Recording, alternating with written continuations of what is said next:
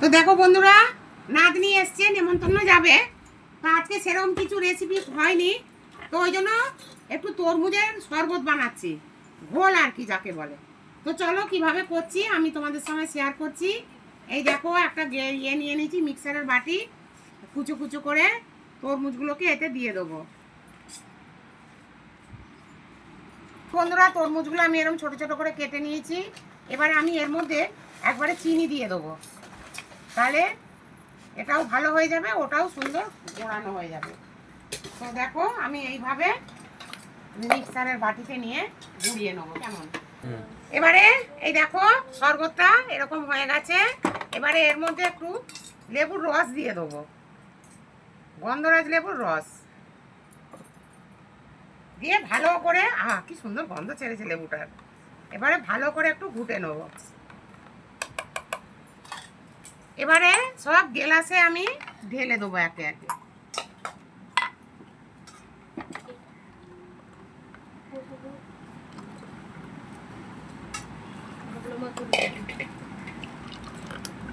সব দিয়ে দিলাম গ্লাসে সবাই এতে।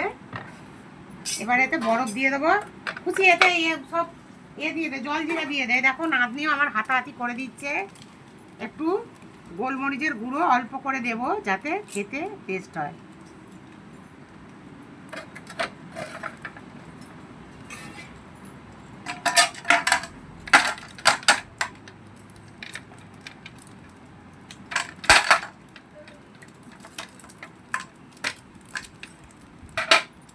এবারে বরফ গ্লাসে গ্লাসে সব বরফ দিয়ে দিলাম, বরফ জলটাও দিয়ে দিলাম। নমস্কার বন্ধুরা, কেমন আছো? আশা করি ভালো আছো, আমিও ভালো আছি। তো দেখো আজকে বড্ড পায়ে ব্যথা বেড়েছে, জানো তো, ভীষণ। পূর্ণিমা বলে পায়ে ব্যথা বেড়েছে, কোমরের ব্যথা বেড়েছে। তো আজকে সেরকম কিছু রান্না করিনি জানো তো বন্ধুরা, তার জন্য তোমাদের সঙ্গে শেয়ার করা হয়নি।